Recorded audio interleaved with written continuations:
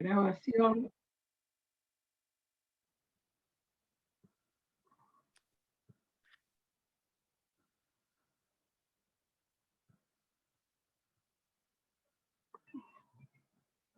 Ahí estamos admitiendo.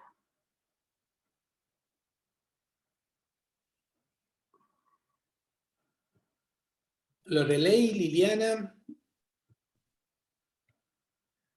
Lorelei Oviedo, María del Carmen, hay 8 hasta ahora. Algunos están todavía intentando conectarse.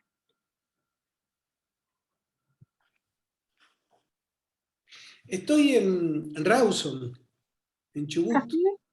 Ah, bueno. No estoy en Tucumán. He dado una vuelta media mágica, porque estuve en Bariloche por unos días, pero también me vine porque han operado una hija mía de un pie. Ya está bien, gracias a Dios. Mañana estoy volviendo a Tucumán.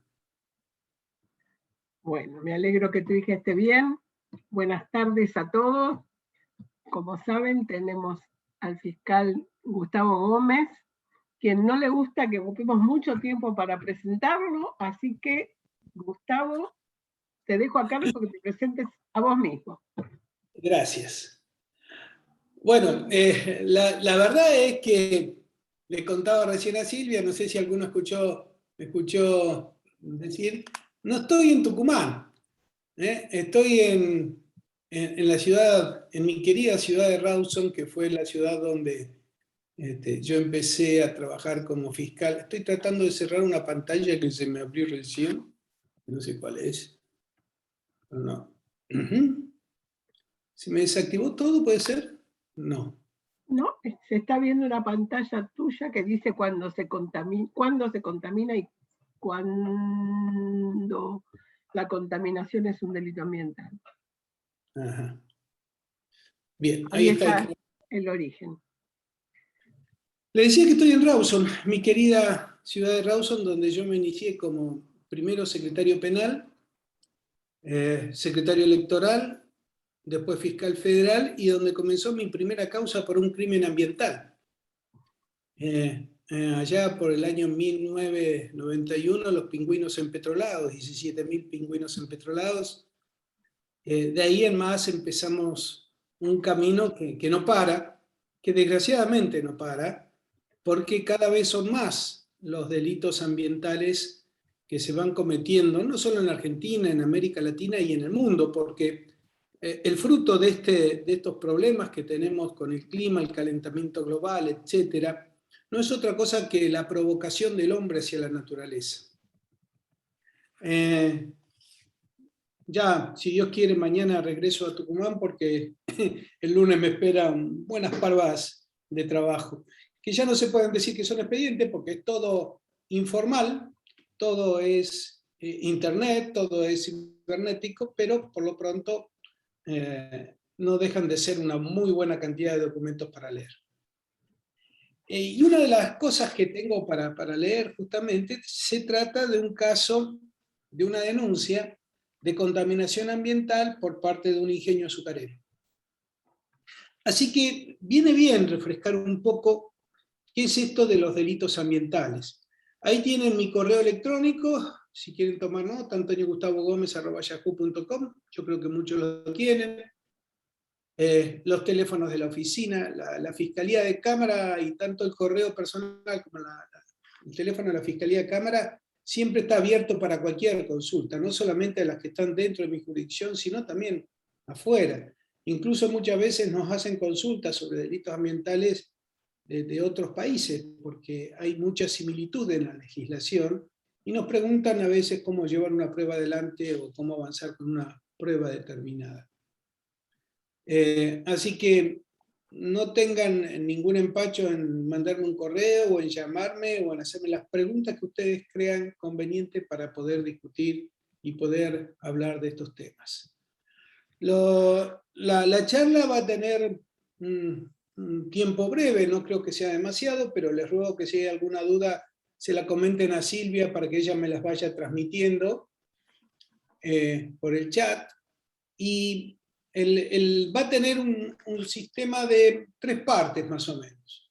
La primera parte es hablar un poco de los delitos ambientales, finalmente establecer en el medio vamos a hablar de la Argentina, cuál pueden llegar a ser esos delitos ambientales y cómo podemos proteger el ambiente con otras leyes que no son típicamente las de contaminación ambiental. Y finalmente vamos a dar una mirada internacional, es decir, ¿qué pasa cuando en un país como el nuestro la justicia ambiental prácticamente no existe, o hay grandes demoras, o los perjuicios que nosotros vemos pareciera de que nos van decepcionando, nos van limando las esperanzas de llegar a un buen fin? Así que, dicho esto, y hecha la facha de la primera presentación, me voy a al primer slide, que espero poder... Ahí estamos.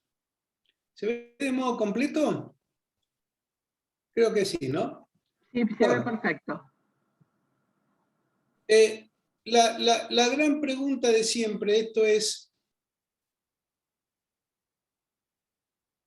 ¿de qué hablamos cuando hablamos de contaminación? Porque generalmente lo que nos señalan siempre es que no estamos diciendo que estamos contaminando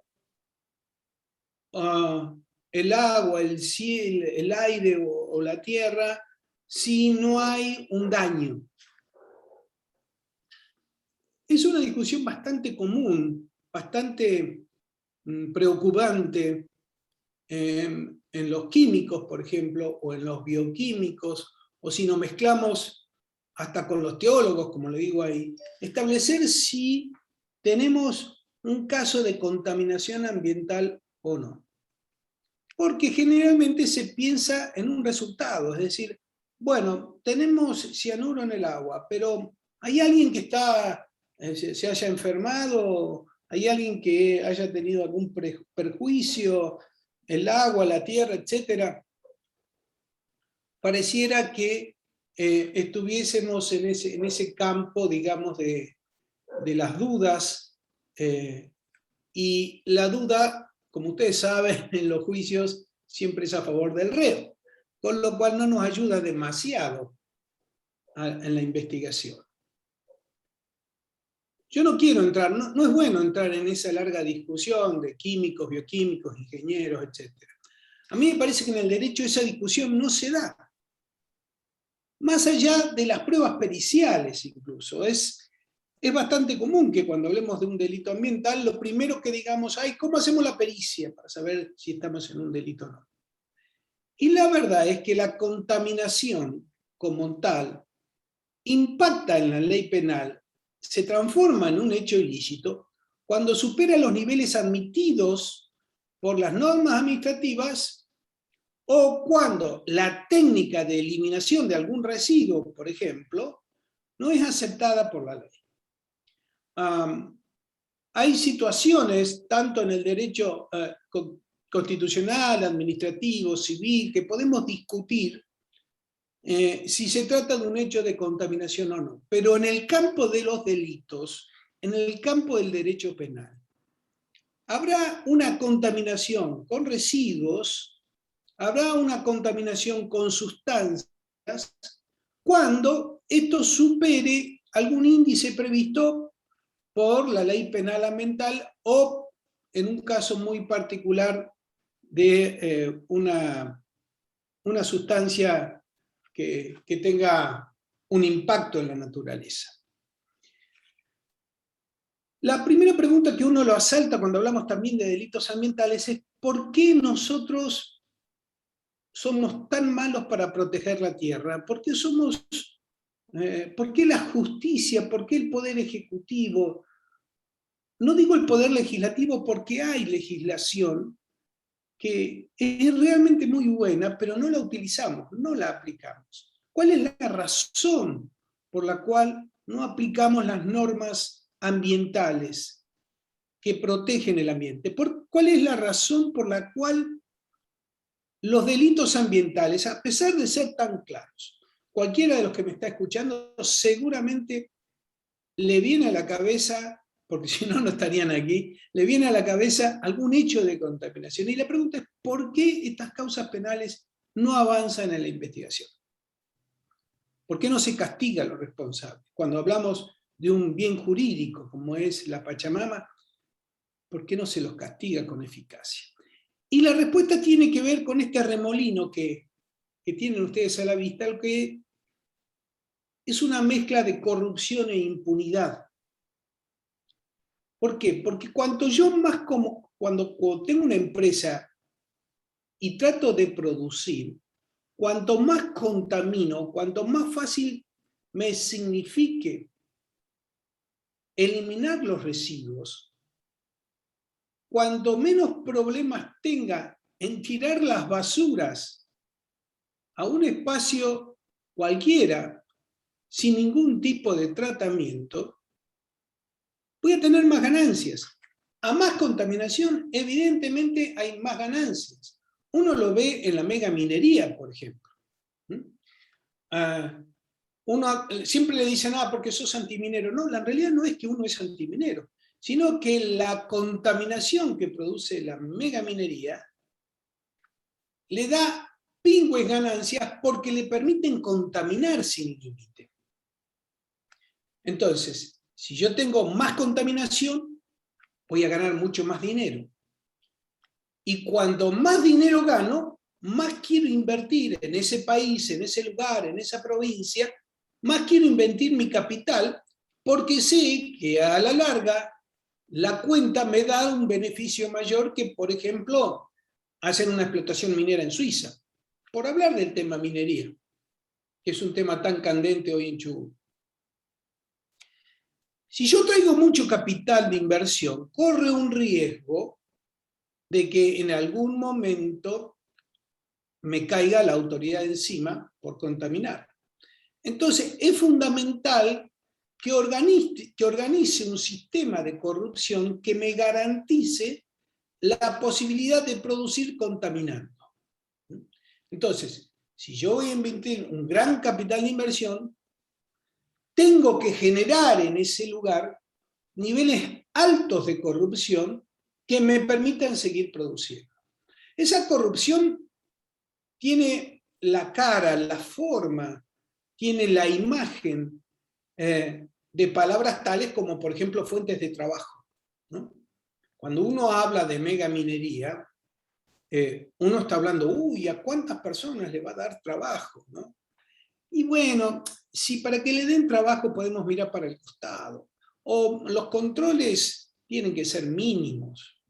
La gran cantidad de causas penales, yo diría la totalidad de las causas penales por delitos de contaminación que me han tocado investigar en estos 30 años, tienen detrás un hecho notorio de corrupción. Y eso me ha llevado a mí a afirmar que detrás de cada delito ambiental siempre hay un funcionario público corrupto. Obviamente que la corrupción está dado en el campo del derecho administrativo, sustancialmente en los que tienen que controlar ni más ni menos que esa producción. Necesito que esa corrupción administrativa esté garantizada en el equilibrio de fuerzas por el sistema de administración de justicia. Necesito que el empresario que contamina y que comete el delito y el funcionario administrativo que encubre ese delito, necesito que ellos tengan impunidad. Y esa impunidad la da ni más ni menos que el sistema de administración de justicia. Entonces se transforma como un remolino. A mayor impunidad, más contaminación, a más contaminación, más ganancia, a más ganancia, mayor capital de inversión, a mayor capital de inversión, mayor corrupción, a mayor corrupción, mayor impunidad, y así. Por eso es muy importante investigar, juzgar, establecer, definir cuáles son los delitos ambientales. Y aquí hay un primer planteo que se hace desde la academia, desde el campo del derecho. Esto está dado sustancialmente porque en nuestra legislación no tenemos, en nuestro Código Penal, no tenemos un capítulo que hable de los delitos ambientales. Es interesante porque en este momento hay muchos proyectos en el Congreso de la Nación que incorporan todo un capítulo penal vinculado a la protección del ambiente. No sé si todos lo saben, pero el Código Penal se divide de acuerdo a los bienes jurídicos que protege: el derecho de la propiedad, a la libertad, al sistema de administración de justicia, a la salud, ¿no?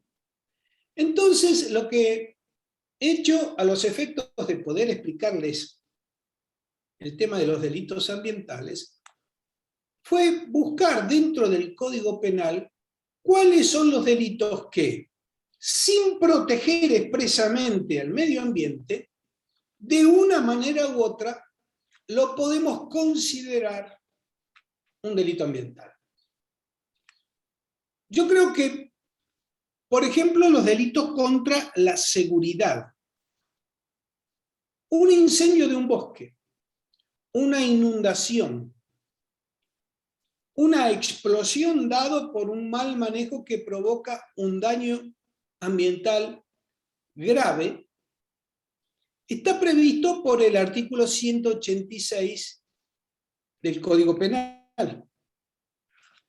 Fíjense ustedes que habla de 3 a 10 años de prisión. El 187 habla del delito de estrago, que es mucho más grave. ¿Saben dónde aplicamos el delito de estrago habitualmente? En los casos de los incendios de... se me fue. Bueno, estoy tratando de aprender a manejar mejor esto. En los delitos de estrago previstos en los casos de incendio en Córdoba. Es muy interesante porque también se habla del estrago culposo. Yo siempre me he preguntado, si yo tuviese un incendio como el que hubo en la cordillera de Chubut, aprovechando que estoy en esta región, y no se han tomado las medidas preventivas apropiadas para evitar ese incendio, es decir, hay una actitud negligente de las autoridades que no previeron las medidas necesarias para evitar el incendio que finalmente ocurrió, con el impacto y el daño tremendo que eso ocurrió, un verdadero estrago. La pregunta inmediata es, si no estamos ante un estrago culposo que, de acuerdo al artículo 189, prevé la pena de 1 mes a 1 año. Como ustedes ven, la posibilidad de que este tipo de delitos contra la seguridad sea intencional o sea culposa, es decir, sea negligente, existe. Y ya vamos a ver que más adelante también lo vamos a aplicar. Vamos a seguir. Vamos a los delitos contra la salud humana. Dentro de los tipos de delitos que vemos en el ámbito de la ley de residuos peligrosos, se hace referencia al artículo 200, y se aplicará las penas del artículo 200, ya lo vamos a ver.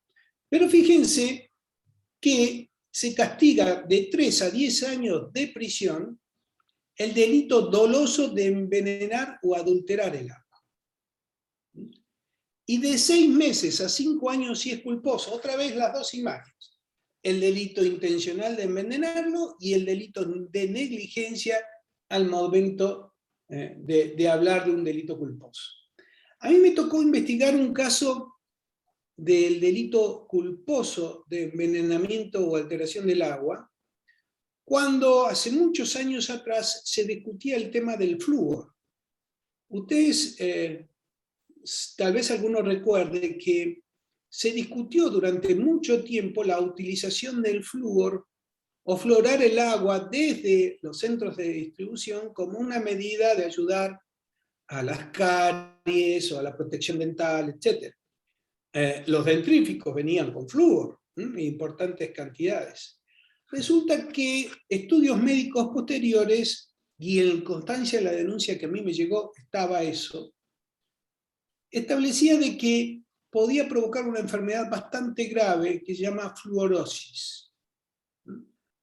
La denuncia era justamente porque se estaba aplicando dosis demasiado elevadas al agua potable, al agua que nos llega a nuestras casas, de flúor, y eso podía estar provocando esta enfermedad que se llamaba fluorosis.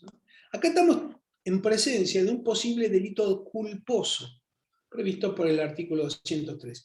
Este grupo de delitos del 200, del 203, del 205, seguramente ustedes lo conocen muy bien, porque han sido utilizados con motivo de la última pandemia. En Tucumán tuvimos algo como, en la justicia provincial, unos 12.000 detenidos por el delito previsto por el artículo 205 del Código Penal. ¿Y qué dice el 205? Bueno, el que viola una norma sanitaria decretada por resolución, etcétera, a los efectos de preservar esa salud. Entonces, todo gira en torno a un principio antropocéntrico en donde la salud humana es el eje central. Con el tema del agua, también llegué a tener una denuncia, y estoy hablando de la época de hace más de 25 años, acá en Chubut, porque un grupo de chacareros que se manejaban con canales de riego, con esclusas, etcétera, se empezaron a pelear por la provisión del agua que viene desde el río Chubut, y que obviamente tiene su costo porque hay que pagar un canon, etc. Algunos de ellos, algunos chacareros, para tratar de regar una superficie mayor, desviaban al río y perturbaban o entorpecían la provisión de agua. La legislación generalmente dice, no, se trata del agua potable que va a las casas, no se trata del agua de los ríos. La verdad es que en realidad no hay sentencias, no hay causas que se han investigado estos temas en profundidad, no podemos hablar de una jurisprudencia, pero está claro de que si no se dice de la provisión de agua potable o de agua de consumo humano, no podemos estar haciendo la presunción de que así sea. La investigación terminó rápidamente porque la persona acusada de este hecho ilícito, inmediatamente cuando se enteró de que lo iban a investigar, calculo que por algún vínculo policial o lo que sea, cortó la posibilidad y restableció la provisión de agua a toda la red de canales acá en la zona. Ahora, no solo en el Código Penal podemos encontrar algunas leyes, algunos artículos que nos permiten proteger el ambiente o las sustancias que nosotros consumimos y con las cuales nos rodeamos.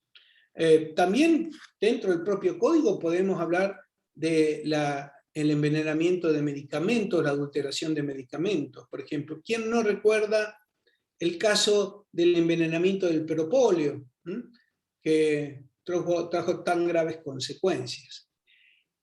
Y ocurre que en nuestra legislación hay, además del Código Penal, algunas leyes especiales.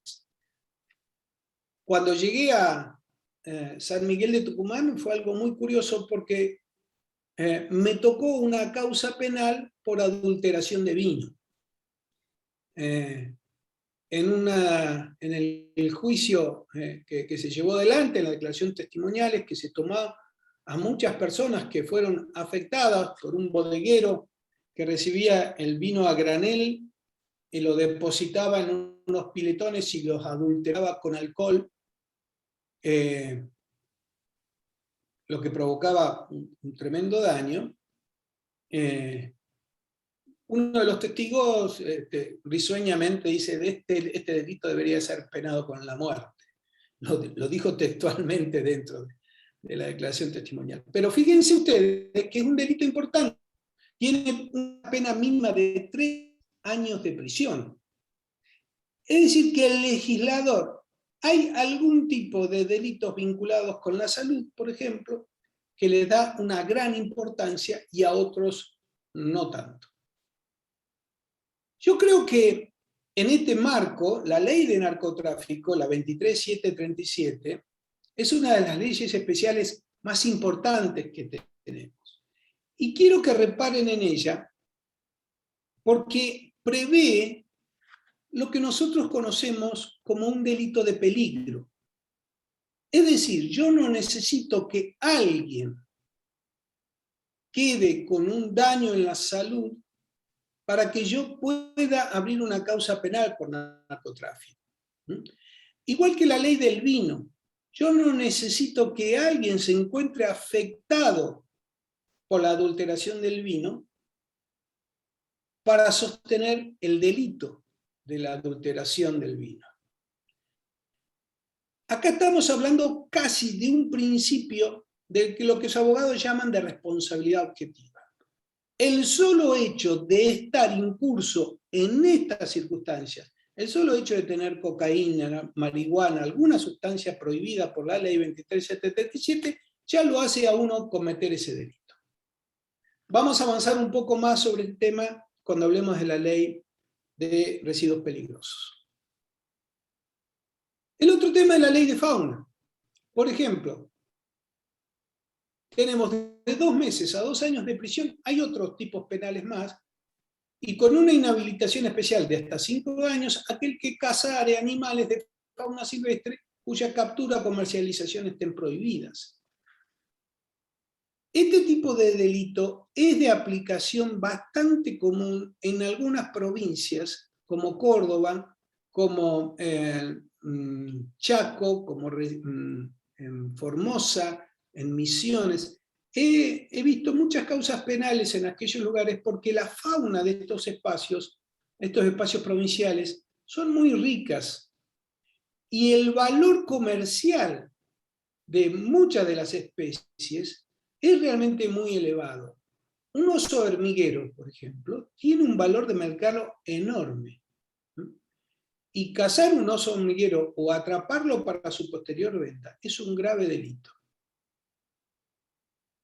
Y otro título, otra ley que es muy vieja, la 14346, que es la ley de maltrato animal, es una ley, una de las últimas leyes que sancionó el general Perón allá por el año 1954, pone, por ejemplo, una pena de prisión de 15 días a 1 año al que infringiere malos tratos o hiciere víctimas de actos de crueldad a los animales. Hay todo un detalle en los artículos posteriores de qué es un acto de crueldad. Y eso lo tenemos que tener en cuenta. Pero son todas leyes, estas, las de fauna, del maltrato animal, que están vinculadas definitivamente a el trato, a la realidad que nosotros, al trato que nosotros le damos a la realidad que nos rodea. Sean los animales, por el tema de estas leyes especiales, sea el bosque, los casos de incendio, los ríos en los casos de inundación, todos estos vinculados al estrago. Como ustedes ven, hay en el Código Penal y hay en las leyes especiales normas específicas que podemos considerar las que protegen el ambiente y por lo tanto podemos sostener de que se tratan de leyes específicamente de delitos ambientales. Cualquier abogado penalista va a decir, este tipo está loco, los delitos ambientales son aquellos que protegen al ambiente como bien jurídico tutelado. Y yo prefiero ser un poco más amplio, en realidad, porque la finalidad es esa.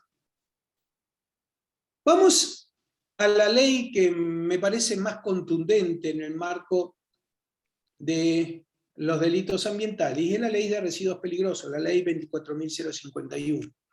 Cuando a mí me tocó investigar el delito de el empetrolamiento de pingüinos acá en Tucumán, esta ley no existía. Y en ese momento, World Life Foundation y Vida Silvestre lanzó una campaña que se llamaba la campaña por el más débil, referido a los animales.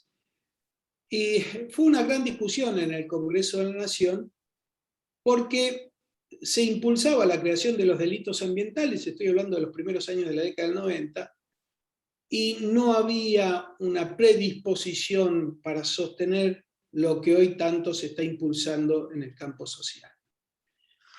Sí se sacó, sí se impulsó a cambio de eso, la ley 24.051, que en principio no tenía un capítulo penal, pero que por disposición del propio presidente Menem, incorporó un capítulo que prevé dos tipos de delitos: el delito doloso de contaminación con residuos y el delito culposo de contaminación con residuos.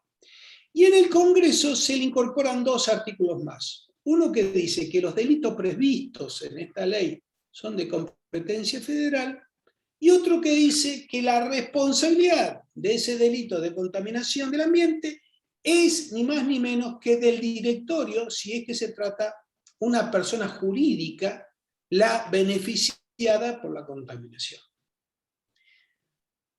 Fue una cuestión en ese momento muy compleja, porque otra vez la Academia del Derecho reclamaba de que no podía responsabilizarse a un presidente de una empresa por un delito de contaminación hecho por un empleado.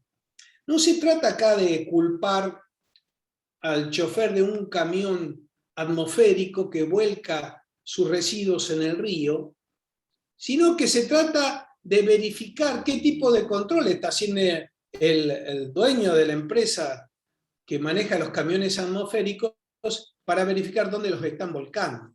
Si no hay un lugar para volcarlos y los camioneros lo tiran en el río, es porque el dueño de la empresa se está beneficiando económicamente al no tener una planta de tratamiento y darle tratamiento adecuado.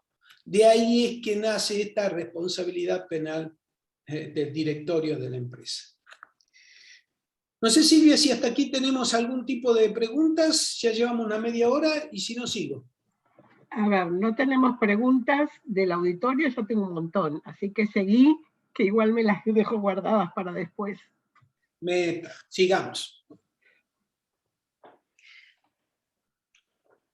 El delito doloso de contaminación. Como les decía, hace una remisión al artículo 200, ¿se acuerdan?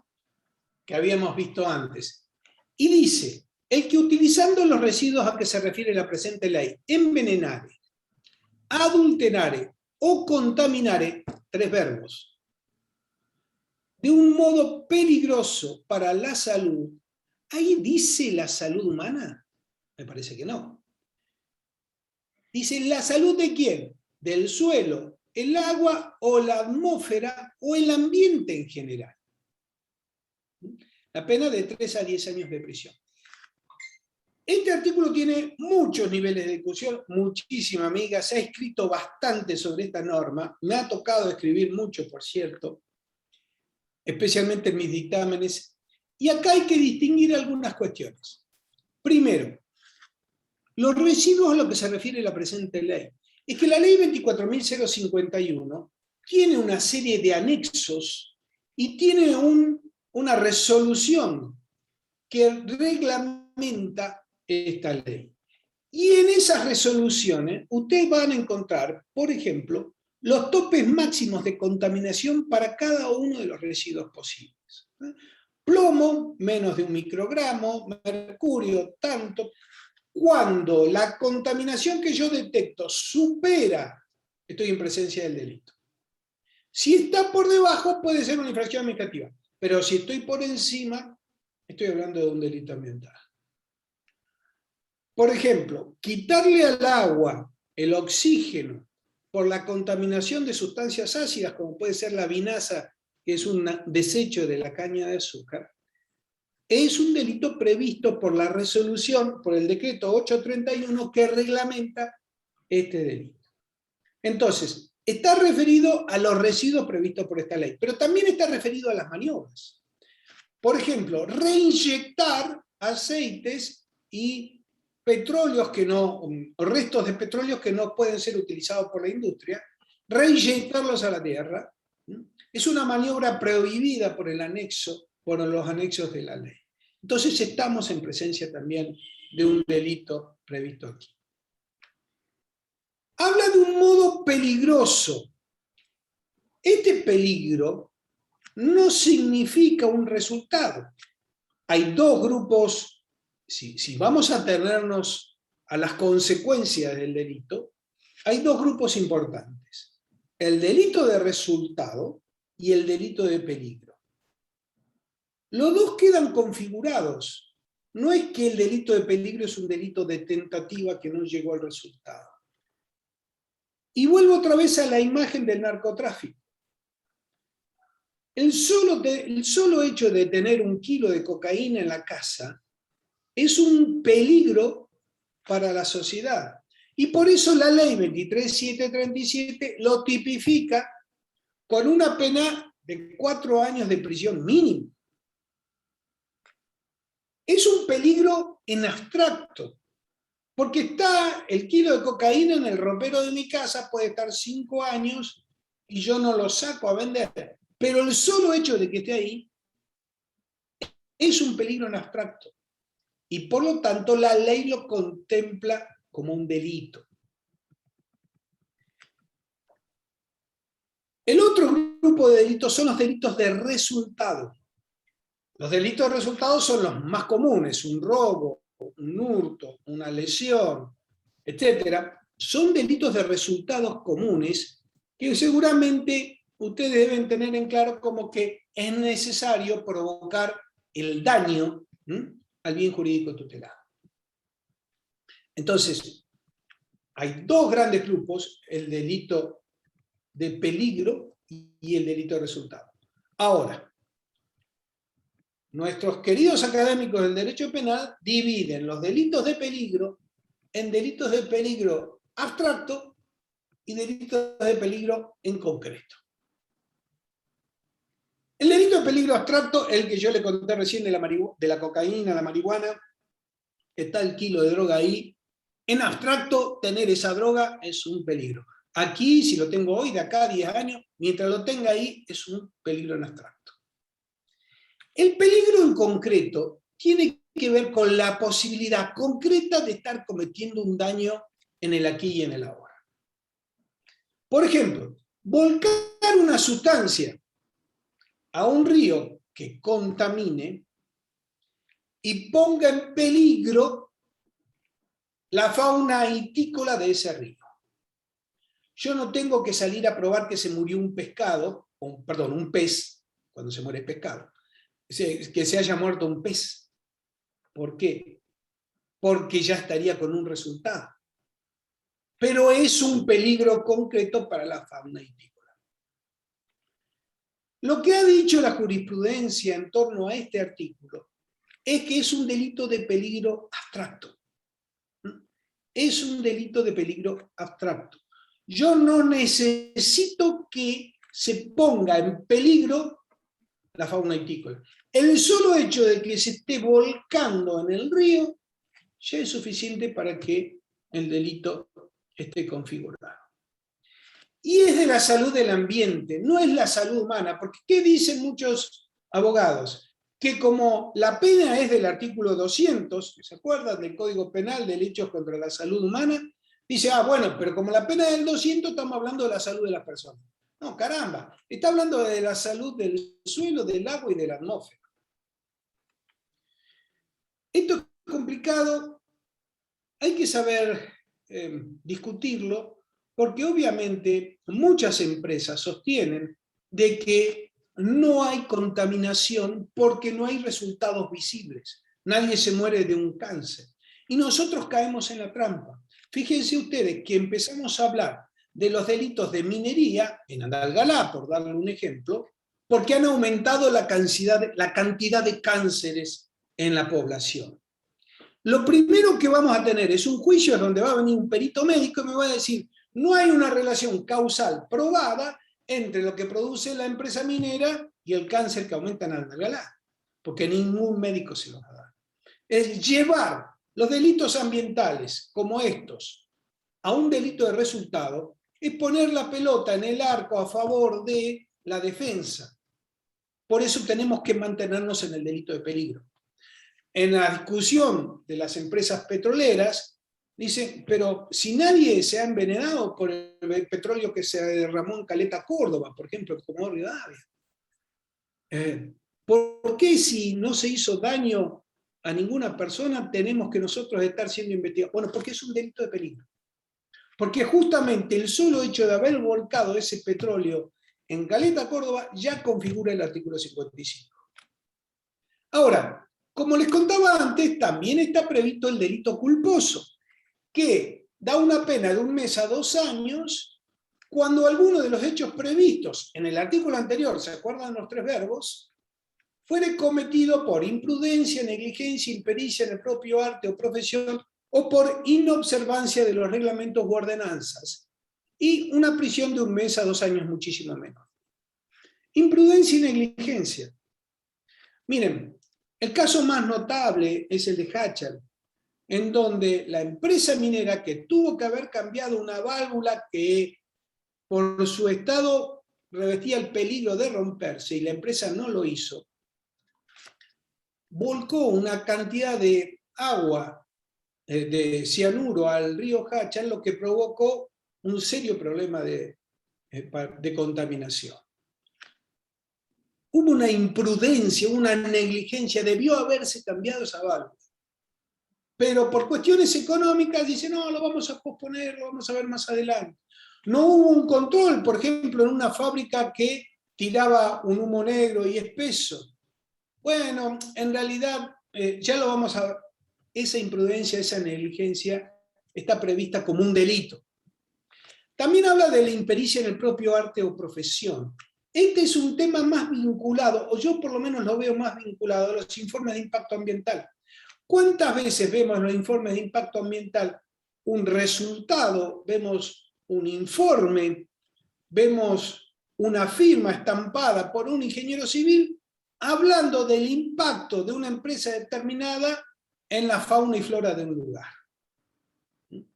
Ya ahí está marcando una suerte de suficiencia, para decirlo de alguna manera, que por esa impericia, porque no está capacitado para esa firma, a pesar de eso lo hace igual y justamente puede estar incluido dentro de este tipo de resolución. Y el otro, que es el más contundente, es el de inobservancia de reglamentos y ordenanzas.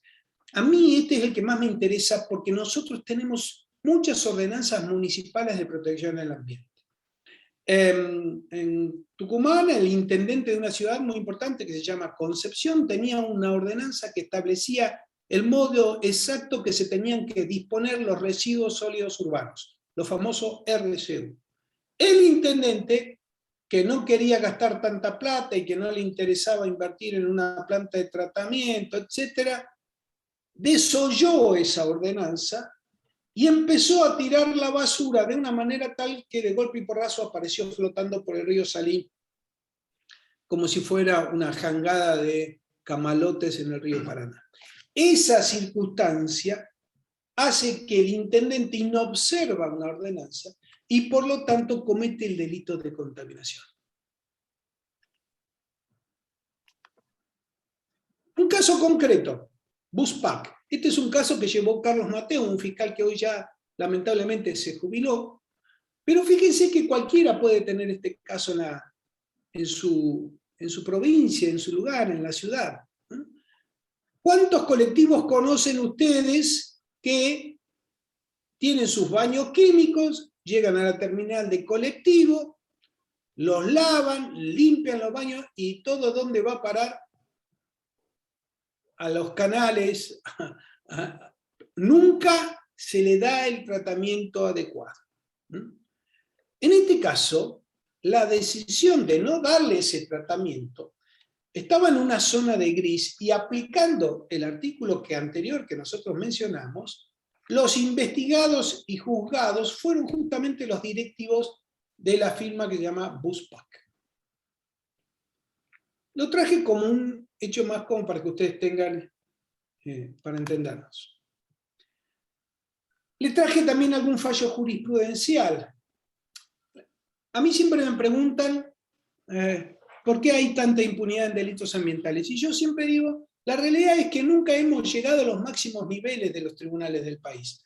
Hay una Cámara Federal, la Cámara Federal de Casación Penal, por ejemplo, es una Cámara Federal que realmente tiene un nivel jurídico muy importante y es muy interesante leer esos fallos que aplican la ley 24.051.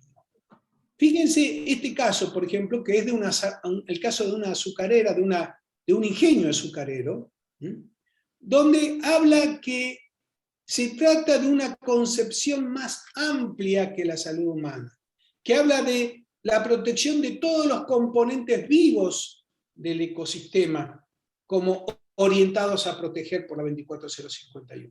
Sí, ya no estamos hablando de la salud del hombre o de la salud pública tradicional. Entonces, otro fallo importante. Habla de un delito pluriofensivo, de un delito de peligro abstracto, pero pluriofensivo. ¿Qué significa esta pluriofensividad? Significa que nos afecta a todos. Habilita la posibilidad de ser no solo denunciante en una causa penal, sino ser querellante en una causa penal, aun cuando yo no esté en contacto con ese residuo. La manera en que una empresa, por ejemplo, contempla la destrucción de esos residuos, aun cuando yo no sea de esa provincia. Si yo tengo una organización no gubernamental que permite la protección del ambiente, que impulsa la protección del ambiente, me está afectando en el objeto de mi ONG cualquier acto previsto en el artículo 55. Y yo puedo ser querellante en esa causa penal. Por eso, Geminiani, uno de los miembros de la Cámara de Casación, habla de la pluriofensividad. Y aquí hay otro tema, ¿no? La justicia, los jueces suelen decir con palabras complejas de entender, con sutilezas, lo que nosotros a veces llamamos corrupción. Fíjense que en este caso puntual, los jueces de casación ya están como cansados, y al haber recibido tantos expedientes en recurso de casación en Buenos Aires sobre delitos de contaminación ambiental que llegan de todas partes del país, que los jueces archivan y que tratan de declararse incompetentes, y que la Cámara, los jueces se han cansado y dice, ante hechos como los analizados, los jueces no pueden convertirse en meros espectadores de la violación de los derechos humanos más fundamentales, como es el derecho al agua y a un medio ambiente sano en general, en aras de garantizar el éxito de una actividad económica e industrial. Le estoy diciendo, señores, por favor, basta de privilegiar los intereses de una empresa o la falsa promesa de dar trabajo cuando acá se están violando derechos humanos fundamentales. Insisto, traje estos fallos para que tengan esperanza en nuestra magistratura, que hay que pelearla sí, pero se van abriendo estos caminos. Jueces tan importantes como la Cámara Federal de Casación están abriendo un camino que está teniendo impacto en todo el país. Desde Comodoro Rivadavia hay abogadas en Comodoro Rivadavia que han obtenido unos fallos maravillosos. Los jueces federales la jueza federal de Comodoro Rivadavia, los jueces de la Cámara Federal de Comodoro Rivadavia se negaban a investigar unos hechos de contaminación porque decía que correspondía a la justicia de la provincia. La Cámara de Casación puso las cosas en su lugar y habilitó el juicio oral y público contra una empresa multinacional por los delitos de contaminación ambiental. ¿Podemos creer en el sistema de administración de justicia? Yo creo que tenemos algunas luces interesantes en el fondo del túnel. Vamos a hablar entonces ahora a la otra parte, que eran las normas internacionales. Hay muchas resoluciones y normas internacionales que nos obligan en materia de protección ambiental. Yo les traje dos, pero la verdad es que hay muchas más. Lo interesante en estos casos es que hay algunos tribunales internacionales a los cuales podemos recurrir para plantear delitos de contaminación que sean extremadamente graves. La Corte Interamericana de Derechos Humanos, por ejemplo, en un fallo reciente contra Paraguay, ordenó al Estado paraguayo por un avasallamiento al ambiente propio de un pueblo originario de allí, un pueblo aborigen. En Argentina, el caso Locajona también tiene un efecto parecido, donde ordena reintegrarle una cantidad muy importante de hectáreas a unas comunidades aborígenes y sobre todo les exige la protección del agua como un derecho humano fundamental. Pero la verdad es que a mí lo que me interesa es que contemplemos los delitos ambientales graves como delitos de lesa humanidad.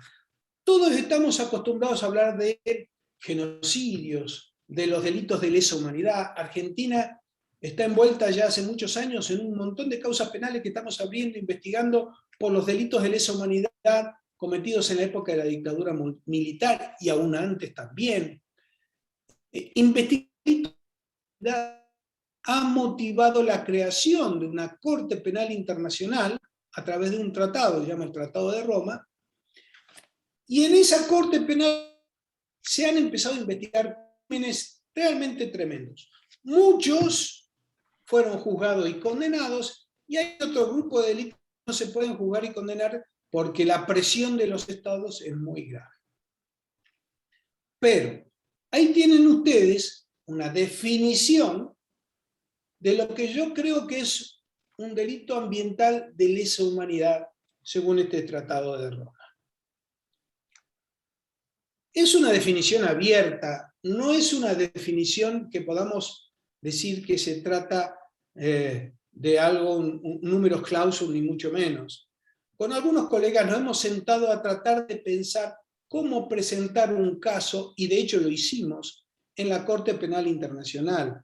Esta definición la escribimos para un caso de contaminación en Ecuador, donde la empresa Texaco, en un derrame muy importante de petróleo, destruyó y obligó a toda una etnia aborigen a trasladarse y está en estado de extinción total.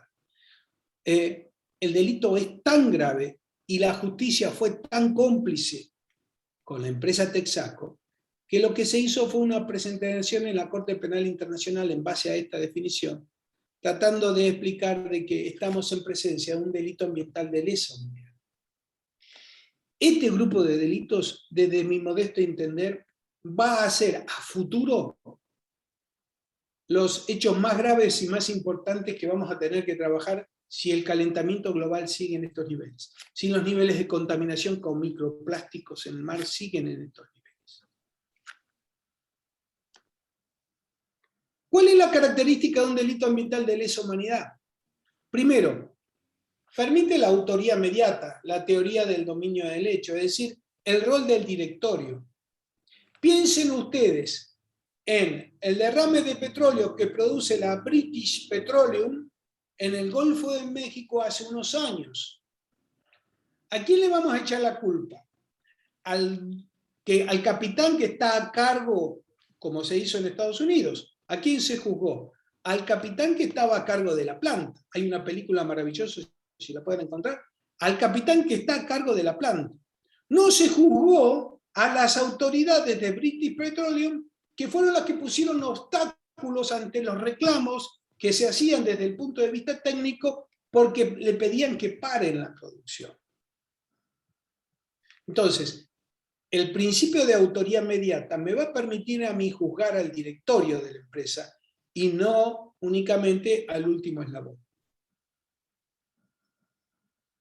Yo creo que también permite declarar la imprescriptibilidad de los delitos. Muchas veces se habla, bueno, contaminar, pero la prescripción de la acción. No. Si es un delito de lesa humanidad, son imprescriptibles como todos los delitos de lesa humanidad. Permite juzgar personas físicas, pero no necesariamente esas personas físicas tienen que ser las autoridades de un Estado. Hoy los delitos de lesa humanidad son llevados adelante en cabeza de los presidentes, de los generales, de los militares que dominaron el Estado en África, en Croacia, en Bosnia y Herzegovina. En el caso de los delitos ambientales, estamos hablando de personas físicas que componen el directorio de una empresa multinacional, con lo cual hay una gran resistencia. Bueno, me voy a seguir apurando. Esto se los dejamos porque me parece que estoy sobre la hora, ¿verdad, Silvia? Está sobre la hora y ya tenemos varias preguntas. Me voy a quedar únicamente con el concepto de ecocidio. Hoy se está impulsando la figura del ecocidio. Esta definición, que es una definición hecha por unos juristas, algunos han trabajado, yo he estado trabajando con algunos de ellos, es muy interesante porque se está tratando de modificar el Tratado de Roma.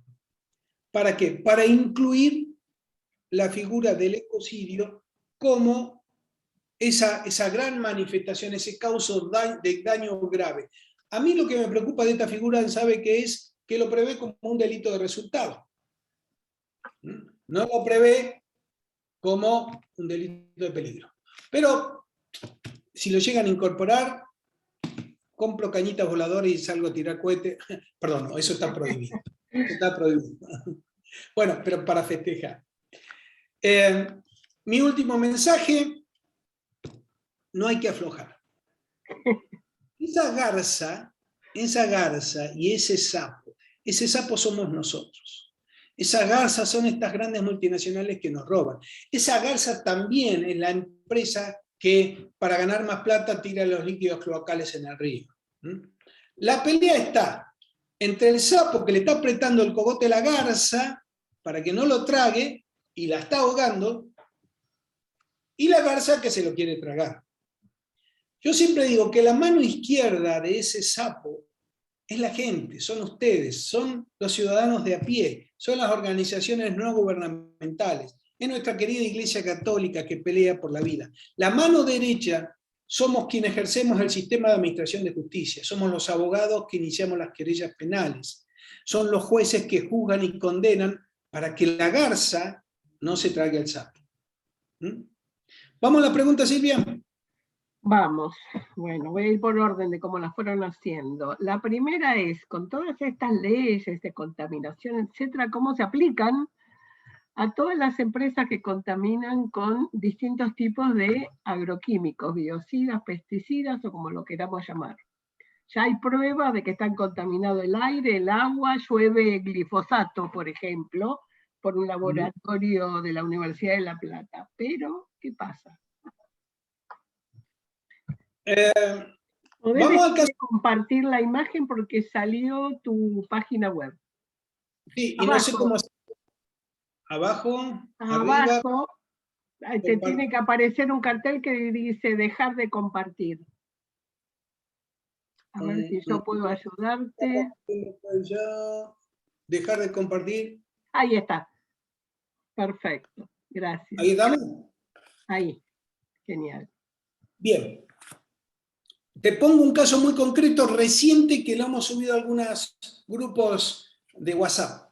Se ha abierto una causa penal por contaminación con glifosato a un dueño de un establecimiento muy importante en Santa Fe, y una vecina que afectaba cada vez que pasaba el camión mosquito tirando el agrotóxico, obviamente se sentía perjudicada, se abrió la causa penal, los fiscales de Santa Fe, que están organizados, hay 2 o 3 fiscales ambientales, abrieron la causa penal y le imputaron el delito previsto artículo 55 de esta ley.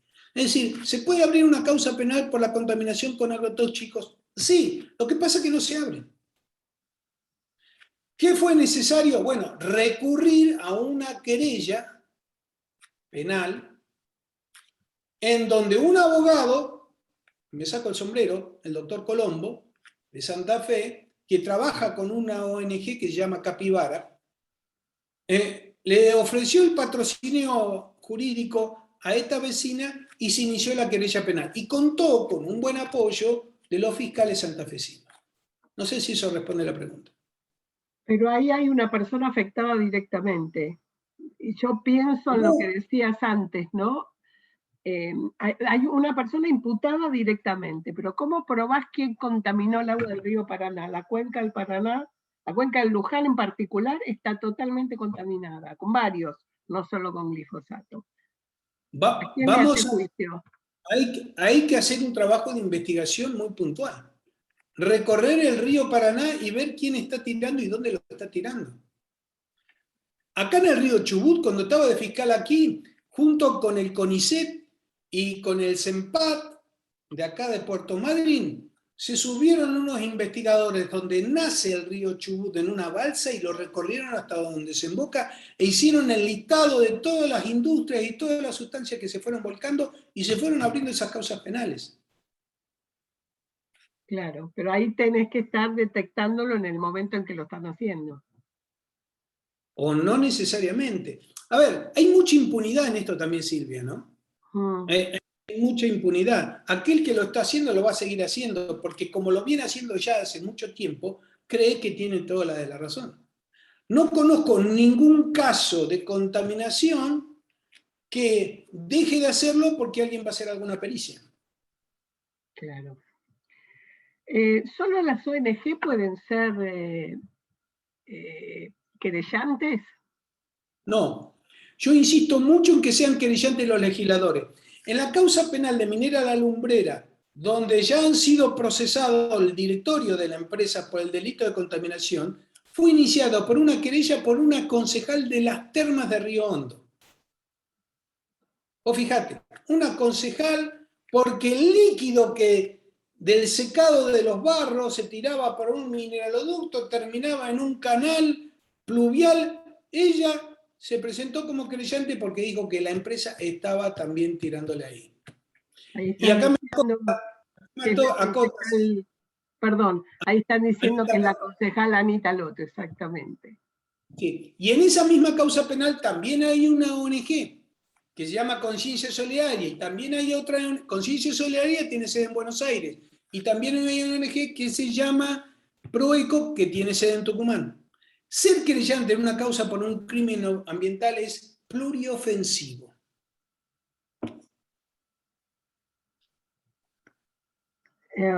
Otra pregunta. Alguien hizo referencia a la ley de principios mínimos para la protección del bosque nativo y pregunta si son delitos o solo infracciones y dónde se denuncian. Qué gran pregunta. Cuando salió la ley de bosque nativo, yo tuve una seria discusión con Bonazo, porque yo quería incluir dentro de esa ley un capítulo penal. Porque violar esa ley era tan fundamental para mí que debía dar una tipificación penal. Y lo único que se hizo cuando se sancionó fue una sanción administrativa. A mí me parece, no es suficiente, me parece. Yo creo que debería haberse hecho un capítulo penal. ¿Cómo puedo yo incluir el tema del bosque nativo? Puedo utilizar otros mecanismos, por ejemplo, el delito de daño. En Tierra del Fuego se abrió una causa penal porque talaron 80 árboles en un bosque dentro de un parque nacional, juzgó el tribunal oral y condenaron a los que hicieron el emprendimiento, que querían hacer un emprendimiento, un country o algo así, cerca de ahí del canal de Beagle, los condenaron a prisión. La Cámara de Casación, que en principio le había dicho el tribunal oral que debía juzgarlo, no sé qué, finalmente lo resultaron condenados. Pero le resultaron por el delito de daño, no fueron por la ley de bosques nativos. Cuando vos investigás una destrucción de un bosque nativo de esas características, yo creo que podemos ir por el delito de estrago. Una pregunta. Muchas veces los bosques nativos se destruyen generando incendios intencionales. En ese caso, sabiendo que los incendios provocan una terrible contaminación emitiendo productos que son súper tóxicos para la salud, para la única salud, la del planeta y la humana, los dos tienen que estar sanos. Uno podría, por ejemplo, en lugar de entrar por destrucción de bosque nativo, entrar por contaminación, por afectación a la salud, por... Más que la destrucción del bosque nativo, insisto, tenés el delito de incendio, tenés el delito de estrago, previsto dentro del Código Penal. Pero no tenés prevista la posibilidad, porque eso sería lo que jurídicamente podría ser un concurso ideal, es decir, que un solo hecho sea atrapada por dos normas penales. La 24051, que es a la que vos indirectamente estás haciendo referencia, y el delito de estragos. Me parece que en esos casos mejor es avanzar con los delitos de estragos que tienen una capacidad mayor. Pero de todas maneras, a mí me parece que hay que insistir con una ley, y esto no lo dije, pero a mí no me parece muy bueno incluir nuevos delitos ambientales en el Código Penal, sino que hay que hacer una ley ambiental que prevea todos los tipos penales, incluidos aquellos cometidos por los funcionarios públicos en complicidad con los empresarios. Porque cuando vos tenés una destrucción masiva de bosques, como lo que tenés en Salta, por ejemplo, es porque detrás hay una autorización, en ese sentido. Tenés otra pregunta que dice, ¿cuándo un delito ambiental puede ser tipificado como ecocidio? De acuerdo a la definición, cuando se produce un resultado de un daño grave. Insisto, a mí no me gusta. A mí mucho de eso no me gusta. Pero la verdad es que el ecocidio vendría a ser una deformación o una ampliación de la palabra genocidio, claro, que fue acuñada por aquel tribunal de Nuremberg en el caso, o incluso antes, ¿no? Es decir, ya se hablaba del genocidio armenio allá por 1935-1938. Es decir, a mí me parece de que el ecocidio tiene que ver con ese concepto. Lo que no estoy seguro, lo que a mí no me agrada, es esa idea del daño grave. Yo le hubiera puesto ahí la palabra en peligro de un daño grave. Por lo menos transformarlo en un delito de peligro concreto. Claro, porque si no, el principio precautorio no se aplica, que es uno de los principios internacionales reconocidos y también receptado por nuestra Ley General del Ambiente. Tal cual. Hay una pregunta que es con el... Espera que se me corrió. Con el delito de daño se puede encuadrar cuando una inmobiliaria arrasa con la flora nativa con máquinas para el loteo dentro de un área protegida de categoría municipal. A ver, repetime. Si con el delito de daño se puede encuadrar cuando una inmobiliaria arrasa la flora nativa con máquinas... Ya lo entendí. Yo creo que sí. Es un delito de competencia provincial, hay que decirlo. Pero es exactamente el mismo caso que el que te acabo de comentar en Tierra del Fuego. Te lo explico un poquito mejor, tal vez. En Tierra del Fuego hay un empresario que quiere hacer un establecimiento hotelero muy importante con un camino que lleve directamente al canal de Beagle. ¿Para qué? Para que los grandes yates que vengan se estacionen ahí en un muelle que iban a hacer y puedan subir por ese camino hasta los alojamientos y las casas que tenían. Eso fue hecho atravesando el Parque Nacional y no tuvieron mejor idea que tirar abajo 80 árboles. Por eso fue delito federal, porque fue en el Parque Nacional. Pero el delito que se aplicó ahí fue el delito de daño.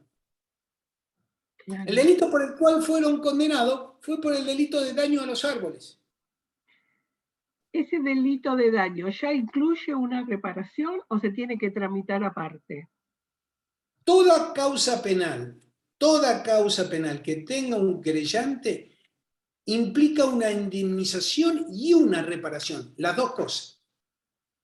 La reparación y la indemnización. Y es muy interesante. ¿Por qué? Porque si vos vas a hacer un juicio civil por daño, ¿sabés cuánto te cuelan? Allá lejos, 20, 25 años, si es que tus herederos llegan a... En cambio, en la causa penal es tan rápido, tan inmediato, que dentro del mismo juicio oral y público puede establecer mediante las pruebas la reparación y la indemnización.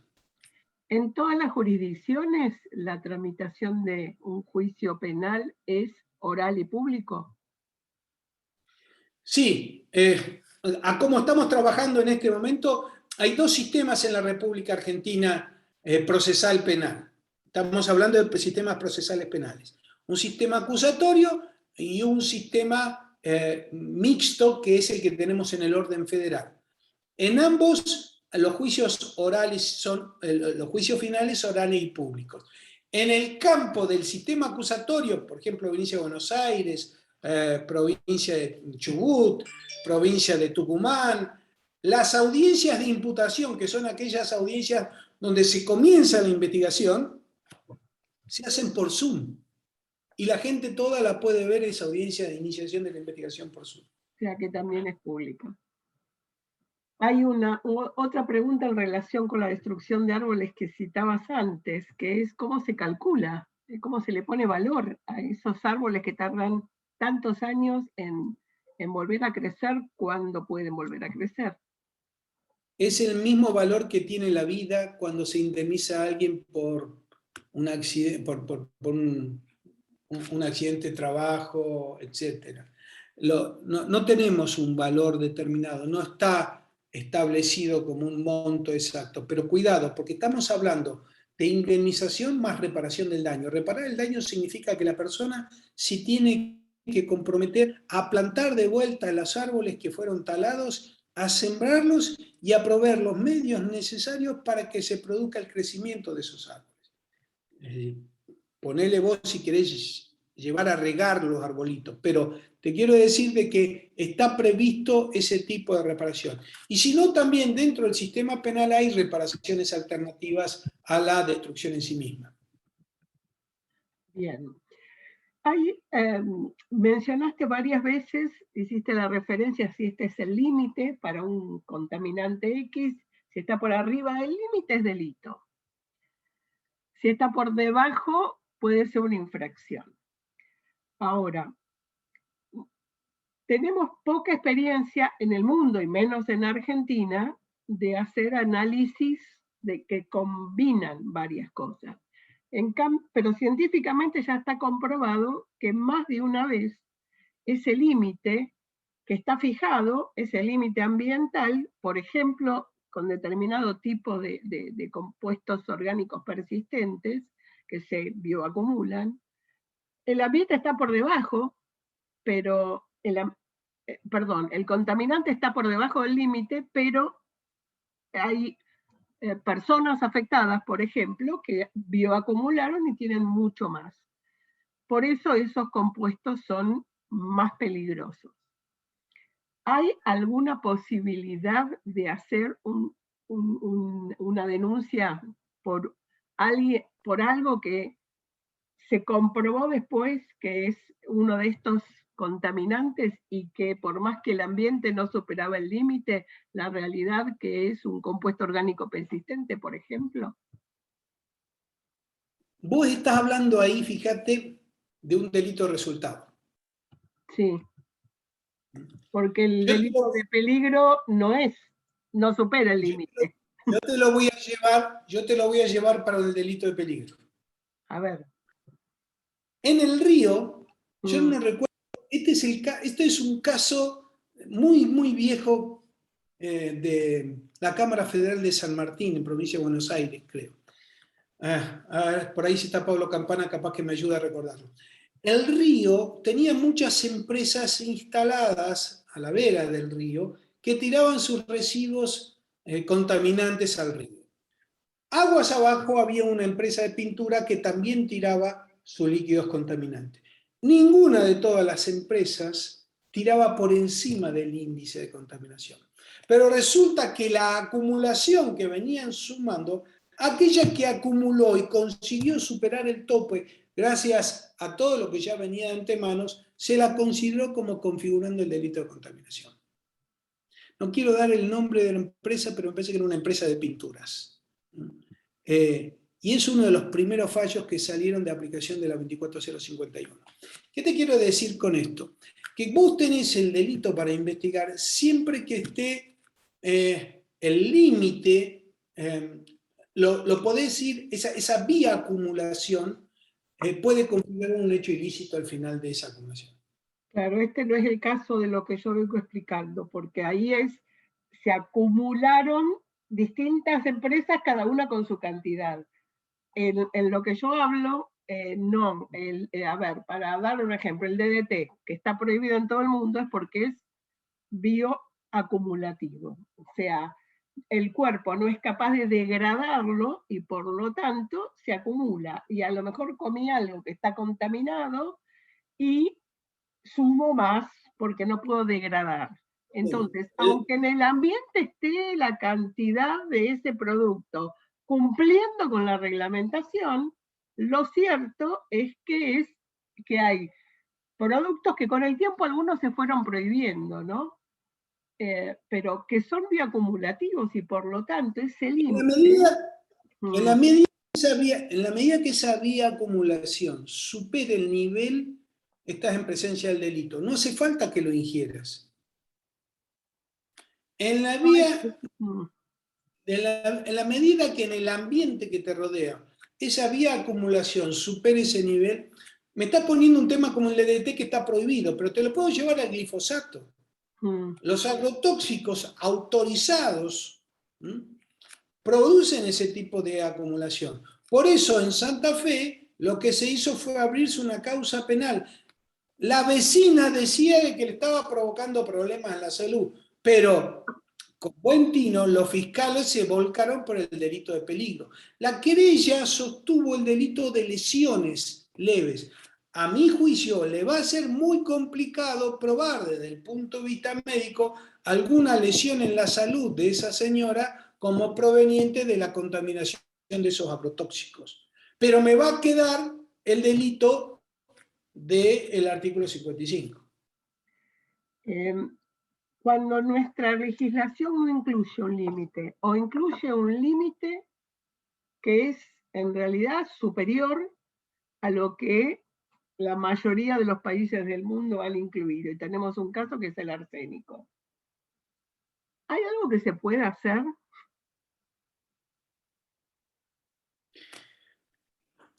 Esa pregunta me la hizo hace un tiempo atrás un operario del tabaco en Tucumán. La verdad es que cualquier legislación que autorice una sustancia cuyo daño, mejor dicho, cuyo nivel supere lo que está en la 24051 es un hecho ilícito de estas características. Pero si no está incluido dentro de la 24051, no lo puedo considerar un residuo de esas características. Eso no significa que no pueda atraparlo con otras normas penales. Por ejemplo, el tema de la contaminación del agua potable prevista por los artículos que mencionábamos antes del Código Penal. Pero ya estoy sacando el concepto ecocéntrico y me estoy refiriendo a un concepto antropocéntrico. Y a mí me parece que ese es uno de los problemas más importantes que tenemos en cuanto a que nuestra mirada tiene que ser ecocéntrica. Yo no solamente esa sustancia tiene que estar en el ambiente, sino que además debería estar prohibida. Si no lo está, y si no hay ningún nivel máximo permitido, estamos fuera de la ley. Claro, lo que sucede es que en nuestro país el arsénico está en el ambiente, pero es algo natural, no es algo creado por el hombre. Estamos hablando de sustancias que son introducidas por el hombre en la naturaleza. El arsenicismo es muy común en Santiago del Estero, sí. Pero si yo pongo encima de todo eso, si yo pongo una cantidad industrial que supere el arsenicismo natural, estoy cometiendo el delito. Claro.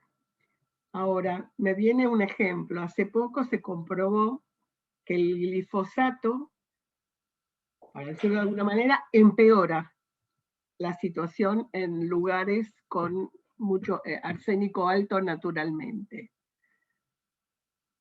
En esos lugares, ¿podría llegar a prohibirse, por ejemplo, el glifosato? Yo creo que el glifosato, a ver, si yo aplico glifosato en un lugar donde con su aplicación provoco un nivel de contaminación por encima de la 24051, tengo el delito configurado. No sé si me explico. Yo tengo un arsénico natural en la tierra. Si yo le aplico glifosato en provincia de Buenos Aires, probablemente no me suba ningún índice, pero si lo aplico sobre Santiago del Estero, sí, porque se combina el glifosato con el arsénico, y ahí sí me sube el índice, y ahí sí tengo la 24051. Bien. Hay una pregunta que quería hacerte como funcionario de la justicia. Además, vos hablabas que antes que se une la corrupción, digamos, varios factores que hacían ese círculo que todo es cada vez peor, porque a mayor corrupción, mayor impunidad, mayor contaminación. Pero además de corrupción, ¿no hay cierta ignorancia también de muchos de estos temas? No. ¿Vos pensás que en general es solo corrupción? Investigar un delito ambiental es tan fácil como sumar y restar. Cuando yo investigué, cuando me tocó abrir, cuando empezó a trabajar en la causa de Minera La Lumbrera, lo que hice fue pedir los informes de impacto ambiental de la empresa. Me los mandaron. Ellos tienen los índices de los líquidos contaminantes que van tirando a lo largo de todo su proceso de producción. Yo agarré la resolución 831 y empecé a comparar uno con uno. Ahí me di cuenta de niveles altos de cobre, niveles altos de cadmio, Es tan simple como eso. No puede ser de que sigamos insistiendo en la falta de capacitación cuando, por ejemplo, estamos investigando delitos mucho más complejos como el lavado de dinero. Si vos me querés un delito complejo para investigar que no nos prepara la universidad para nada, lavado de dinero. Pero delitos ambientales es tan simple como comparar índices. Y cuando se habla... Es simple, pero a mí me preocupa sobremanera que la complejidad de la contaminación en todos los ambientes, que vos mismo reconocías que la verdad es que cada vez peor, que no se acepte una correlación, que se siga pidiendo causalidad. Es que es parte de la estrategia empresarial. A ver, ¿sabes cuál es el mayor problema de los delitos ambientales? Es que del otro lado del mostrador tenés el poder político y el poder empresarial y el poder económico aliado. No hay peor investigación para hacer desde el punto de vista penal cuando en la barrera del frente, como fiscal, tengo al poder político que me mira feo y al poder del empresario que me mira feo. O sea, te miran feo casi siempre. No, porque con el narcotráfico, por ejemplo, pensé el delito de narcotráfico. Vos, ¿a cuántos grandes narcotraficantes políticos conocés? Y los que conocés enseguida lo señalan con el dedo y se abre. ¿Entendés? Narcotráfico es uno de los delitos que si vos querés investigar, no tenés mayores problemas políticos en contra. No te digo que sea fácil, pero no te trae consecuencias laborales. Yo tengo muchos pedidos de destitución que me he tenido que salir a defender por investigar delitos ambientales. ¿Y de cuál hecho, es la... ¿no te mudaron por eso del sur al norte? Digamos que gané un concurso y ascendí. Claro. Pero sin perjuicio de eso. Yo creo de que en realidad no podría hacer este trabajo si no tuviera la concejala Anita Loto, si no estuviera Proeco, si no estuviera Conciencia Solidaria, si no estuviera María del Valedema, si no hubiera un montón de personas que se presentan en los expedientes, empujan, impulsan. Es imposible hacer un trabajo de estas características donde el poder político y el poder económico está del otro lado. Seguro. Tengo una última, en realidad son dos preguntas, pero la última la voy a responder yo. La anterior, bueno, no sé por dónde anda, pero además de montones de agradecimientos que te han hecho por tu generosidad de siempre, por hacer estos seminarios, etcétera, etcétera, etcétera, por la claridad, pregunta por qué están tan poco protegidos los servicios ambientales y si hay algo que se puede hacer, según como la recuerdo. ¿A qué te referís con los servicios ambientales? Bueno, creo que quizás por ahí es, por ejemplo, no sé, un humedal te da servicios, cualquier ecosistema ofrece servicios ambientales de distinto tipo. Te voy a hablar de un humedal, el delta, porque tiene muchos. Te da refugio de biodiversidad, te da purificación del agua y del aire, regulación de inundaciones, absorción de gases de efecto invernadero, etcétera, etcétera, etcétera. Hay montones. Y en general no se protegen. ¿Habría algo que pueda ayudar a eso? Por ejemplo, cuando vos destruís un bosque, no solo destruís al bosque en sí mismo, sino a todos los servicios ambientales que ofrece. Lo que pasa es que vos me estás hablando del servicio ambiental como un efecto del ecosistema que se destruye. Cuando vos atacás el hecho ilícito... No, cuando el ecosistema está vivo, da todos esos servicios. Cuando se destruye, deja de darlos. Por eso, cuando vos atacás por un hecho penal, con una causa penal, cuando vos tenés un delito que protege ese ecosistema, estás protegiendo también los numerales. ¿Entendés? Todos los servicios que ofrece, claro. Por eso no sale la ley de humedales. Por ejemplo. No, y te voy a decir una cosa más. Estoy peleando, a ver si alguien está por ahí que nos escuche, porque estoy peleando para incluir el capítulo penal en la ley de humedales. No podemos tener una ley de humedales así como la tenemos, cuidado, porque va a ser lo mismo que la ley de glaciares o que la ley de bosque nativo. Van a ponerle alguna infracción administrativa y nos vemos. Evo, bueno, y la última pregunta que existe es cómo hacer una denuncia ambiental, pero no la vas a contestar hoy porque ese es el eje de la charla con vos que vamos a tener el 12 de noviembre a la misma hora por otro canal que ya vamos a difundir como difundimos este. Así es, vamos a ver, ya que hemos hablado de los delitos ambientales, lo que vamos a hacer en la próxima charla es cómo escribir una denuncia penal ambiental. ¿Sí? Cómo redactarla, vamos a traer un modelo para que todos puedan hacer su denuncia penal ambiental. Yo soy de los que cree que cuanto más denuncias penales hagamos, no importa que sea de un mismo hecho, más dolores de cabeza vamos a traer en el sistema de administración de justicia, porque lamentablemente nos manejamos por estadísticas.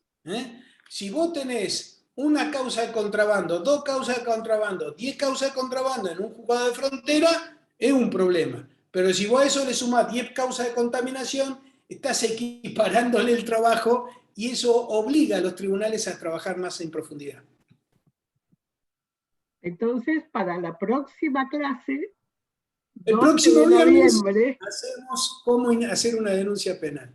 Y vengan con lápiz y papel. Por más que les vamos a mandar la grabación, ahora les voy a escribir de nuevo el correo donde tienen que pedirlo, si, por las dudas para los que empezaron más tarde. Hácelo también a las personas que han participado, si te acercaron el correo, para que puedan tenerlo en la próxima charla, porque ahí ya no voy a entrar a hablar de los delitos ambientales, sino que lo vamos a mencionar directamente. Les acabo de dejar la dirección, no los publicamos, solo lo mandamos a quienes los envían. Podríamos hacerlo, pero por ahora no tenemos, digamos, un lugar como un canal de YouTube para publicar todos los videos. Como los tenemos guardados por ahí, en otro momento lo hacemos. Así que, Gustavo, y a todos los demás que están aquí presentes, muchas gracias. Muy buen fin de semana. Pidan esta conversación para estudiar los que entraron al final y les mando un beso enorme. Yo no les voy a mandar a los que escribieron el correo, me lo tienen que mandar el pedido al correo que les mandé. Un beso enorme a todos. Chao, Silvia. Saludos a todos. Chao, Gustavo. Hasta la próxima, que siga bien tu hija. Adiós, gracias.